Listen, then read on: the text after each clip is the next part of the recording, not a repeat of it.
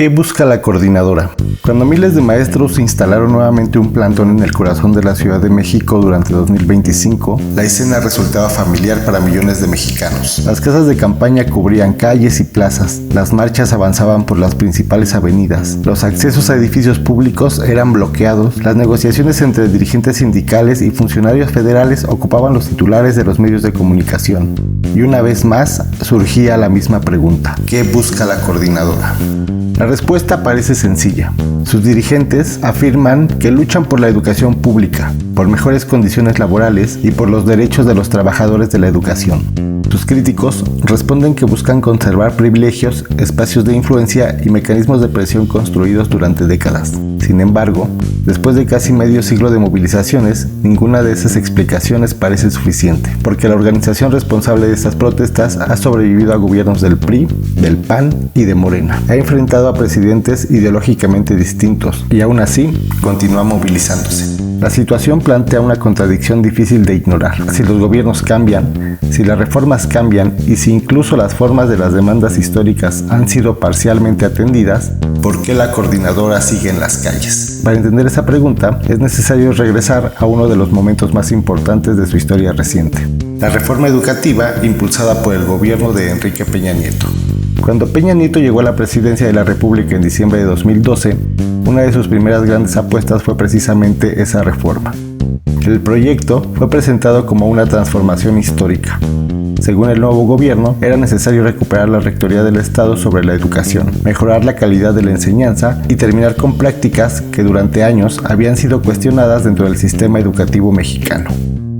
La iniciativa avanzó con una velocidad poco común. Contaba con el respaldo del recién firmado Pacto por México, un acuerdo político que reunía al PRI, al PAN y al PRD alrededor de una agenda de reformas estructurales. Desde la perspectiva del gobierno federal, las condiciones parecían ideales. Existía consenso político, existía respaldo legislativo y existía una narrativa que presentaba la reforma como una necesidad para el futuro del país.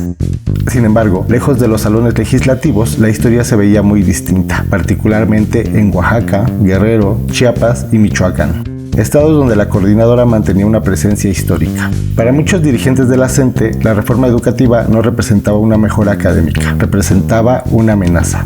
La consideraban un intento de recuperar el control político sobre el sistema educativo, un mecanismo para reducir la influencia de las organizaciones magisteriales y una muestra de que el viejo régimen comenzaba a reorganizarse. Pero existía otro elemento que alimentaba el conflicto. La reforma no solo modificaba aspectos educativos, también modificaba aspectos laborales. Hasta ese momento, una parte importante del sistema educativo funcionaba bajo reglas construidas durante décadas.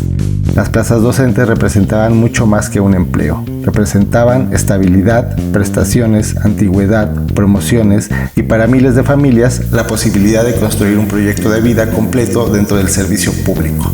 La reforma buscaba cambiar parte de esas reglas. El ingreso, la promoción y la permanencia dentro del sistema educativo quedarían sujetos a mecanismos de evaluación. Para sus defensores, aquello significaba avanzar hacia un modelo basado en el mérito profesional.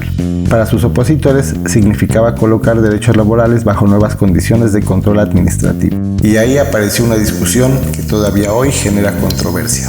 Durante años, habían existido denuncias sobre mecanismos poco transparentes para la asignación de plazas en distintas entidades del país. Herencias, recomendaciones, favores políticos, asignaciones discrecionales e incluso acusaciones sobre presuntas ventas de plazas. No se trataba de señalamientos exclusivos contra la CENTE, también involucraban estructuras sindicales tradicionales, autoridades educativas y gobiernos estatales.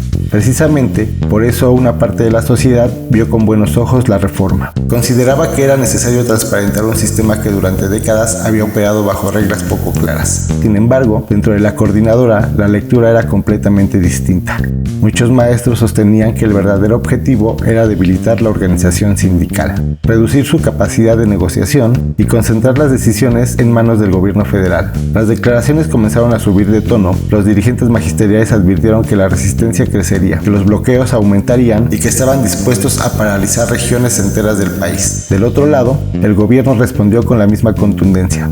La reforma sería aplicada, con o sin el respaldo de la coordinadora. Las posiciones comenzaron a endurecerse y la posibilidad de una confrontación se volvió cada vez más evidente. En Oaxaca, la sección 22 respondió impulsando presentando una propuesta alternativa, el Plan para la Transformación de la Educación en Oaxaca, conocido como el PTEO. La iniciativa buscaba construir un modelo educativo propio para el Estado, pero mientras las propuestas se discutían, las movilizaciones crecían, las marchas se multiplicaban, los plantones se expandían y las amenazas mutuas comenzaban a dominar el debate público. Fue entonces cuando el conflicto se trasladó a Guerrero, y ahí la situación se volvió todavía más delicada. Miles de maestros tomaron la autopista del Sol, la principal vía de comunicación entre la Ciudad de México y Acapulco. No se trataba de una carretera cualquiera, era una ruta estratégica para el turismo, el comercio y las comunicaciones.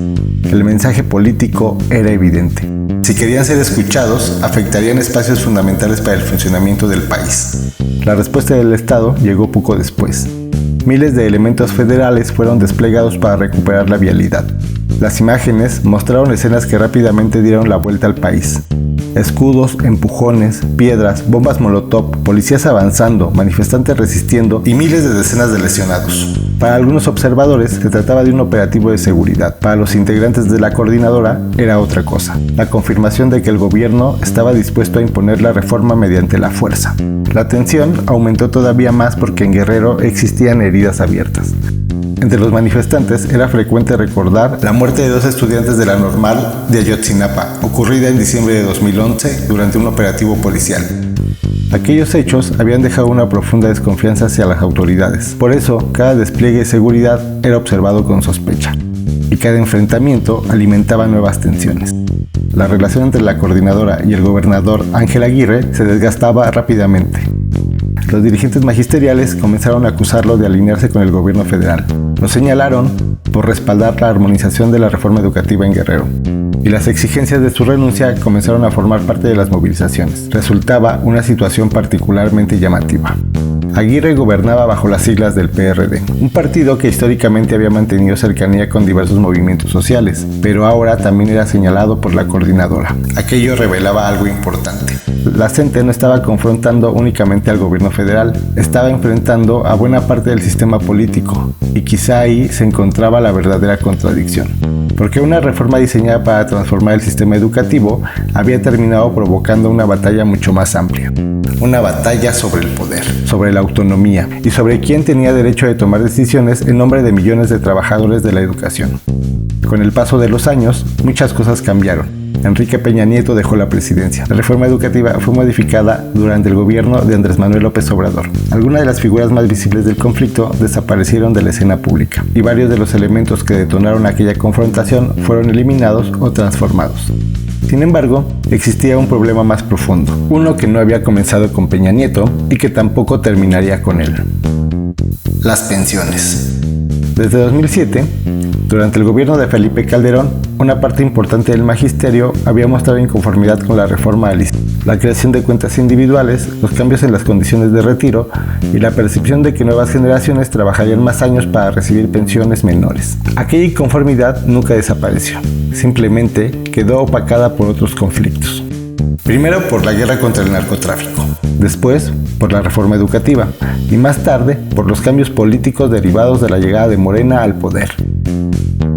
Por eso, cuando las calles volvieron a llenarse de maestros durante 2025 y 2026, el centro de las demandas ya no era exactamente el mismo. La discusión había cambiado. Ahora aparecían con fuerza temas relacionados con las pensiones, las jubilaciones, la edad de retiro, las cuentas individuales y las condiciones laborales de las nuevas generaciones de docentes. Entre las figuras más visibles aparecían nombres como Pedro Hernández Morales en la Ciudad de México, Jenny Pérez Martínez en Oaxaca e Isael González Vázquez en Chiapas. Una nueva generación de dirigentes, pero formada dentro de la misma tradición política que durante décadas había caracterizado a la coordinadora. Por eso las preguntas regresaron. ¿La CENTE sigue luchando por las mismas causas que defendió en 2013? ¿Se ha convertido en un actor político permanente? ¿O simplemente representa uno de los pocos movimientos sociales capaces de desafiar al Estado mexicano sin importar quién ocupe la presidencia? Las respuestas dependen en gran medida de quién las formule. Sus simpatizantes sostienen que la coordinadora continúa defendiendo derechos laborales conquistados durante décadas. Sus críticos afirman que protege espacios de influencia construidos a lo largo de generaciones. Lo cierto es que existe un hecho difícil de discutir. Después de casi 50 años, la coordinadora sigue teniendo la capacidad de movilizar miles de personas, paralizar ciudades y obligar a los gobiernos a sentarse a negociar. Y quizá por eso la pregunta sigue siendo la misma. No quién gobierna México, no quién ocupa el poder, sino qué es exactamente lo que busca una organización que ha sobrevivido a todos ellos. Porque después de décadas de movilizaciones, reformas y cambios políticos, la coordinadora sigue ahí. Y eso significa que la historia todavía no ha terminado.